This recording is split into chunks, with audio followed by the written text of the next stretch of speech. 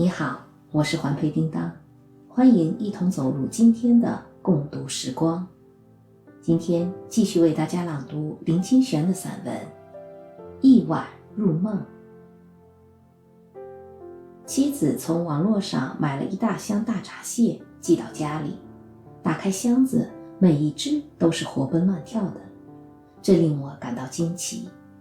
从阳澄湖到台北，路途何止千里，运送也需要时间，竟能保持螃蟹的生命，这在几年前是不可想象的。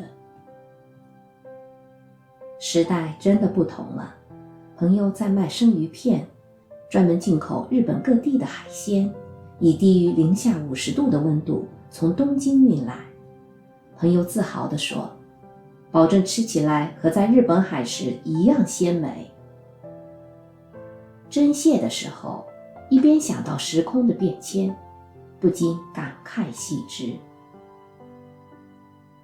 吃大闸蟹时，小儿子忽然发问，老师说以前台湾人不吃大闸蟹，这几年开放了才开始吃，是真的吗？如果说是阳澄湖或太湖的大闸蟹，以前是吃不到。如果是吃毛蟹，爸爸从小就是吃毛蟹的，大闸蟹就是毛蟹的一种啊。我的童年时代，父亲在六龟新威租了一块林地，搭了一间砖房，在森林里开山。我们常陪爸爸到山上住，有时住上整个夏天。山上食物欠缺，为了补充营养，我们什么都吃。天上飞的鸟雀、蝗虫、蚂蚱、蝉，地上能跑的竹鸡、老鼠、锦蛇、兔子、穿山甲，河里游的小虾、小鱼、毛蟹、青蛙、河蚌、蛏子。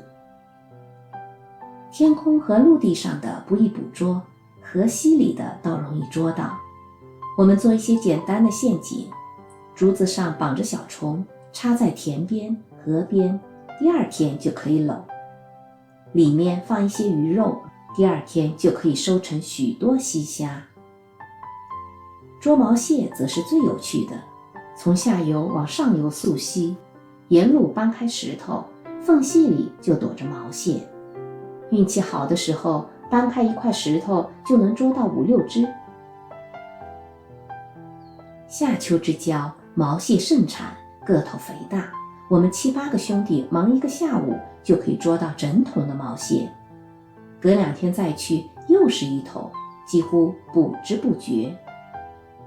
晚上，爸爸把我们捕来的毛蟹、小鱼、小虾清洗过后，烧1鼎猪油，全部丢下去油炸，炸到酥脆，蘸一点胡椒和盐，一道大菜就这样完成了。当时山上还没有电灯，就着昏黄跳动的油灯，那一大碗的河鲜跳动着颜色的美，金黄的小鱼，淡红的小虾，深红的毛蟹挑逗着我们的味蕾。开动！爸爸一下指令，我们就大吃起来，咔咔嚓嚓，整只整只的吃进肚子里。不知道为什么，我们吃螃蟹和吃鱼虾一样，都是不吐骨头的，不是不吐壳的。那是令人吮指回味的终极美味。我离开山林之后就没有再吃过了。就好像爸爸亲手采的草耳、雷公菜、鸡肉丝菇，还有他亲手用西瓜做的凉菜，都再也吃不到了。这就是我们以前吃毛蟹的方式，和吃大闸蟹是很不同的，我对孩子说。孩子睡了，我坐在书房，仔细地怀想父亲在开山时的样子，想到我14岁就离开家乡，当时忙于追寻，很少思念父母。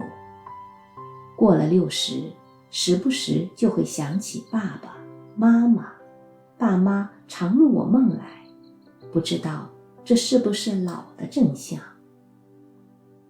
想起那一碗毛蟹，如真似梦，依稀在眼前，那美丽的颜色一层一层晕染了我的少年时光，在贫穷里也有华丽的光。